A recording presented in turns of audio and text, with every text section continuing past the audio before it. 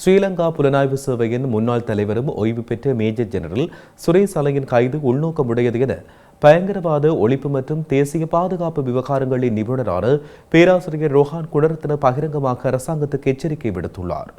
அவரை கைது செய்து தேசிய பாதுகாப்புடன் விளையாட வேண்டாம் என்றும் அவர் வெளியிட்டுள்ள அறிக்கையில் தெரிவித்துள்ளார். இலங்கையின் தேசிய பாதுகாப்பு நிபுணரான மேஜர் ஜெனரல் ஓய்வு பெற்ற சுரேஷ் அலி தன்னுடைய வாழ்நாள் முழுவதையும் நாட்டின் தேசிய பாதுகாப்பிற்காக அர்ப்பணித்தவர் என பயங்கரவாத ஒழிப்பு மற்றும் தேசிய பாதுகாப்பு விவகாரங்களின் நிபுணரான பேராசிரியர் ரோஹான் குணரத்ன புகழாரம் சூட்டியுள்ளார். உயிர்த்த ஞாயிறு தாக்குதலுடன் ஜெனரல் சலீவுக்கு எந்த தொடர்பும் இல்லை என்றும் இந்த விடயத்தில் அவர் முற்றிலும் நிரபராதி என்றும் அவர் குறிப்பிட்டுள்ளார். தாக்குதல் நடந்த காலப்பகுதியில் இந்தியாவின் தேசிய பாதுகாப்பு கல்லூரியில் உயர்கல்வி கற்றுக் கொண்டிருந்ததாகவும் தற்போதைய கைது நடவடிக்கை அரசியல் உள்நோக்கம் கொண்டதென்றும் அவர் கூறினார். எனவே இலங்கை தலைவர்கள் நாட்டின் தேசிய பாதுகாப்புடன் விளையாடக்கூடாது என்றும் தேசத்தை பாதுகாப்பதில் கட்சி பேதமற்ற அணுகுமுறையே அவசியம் என்றும் அவர் கூறியுள்ளார்.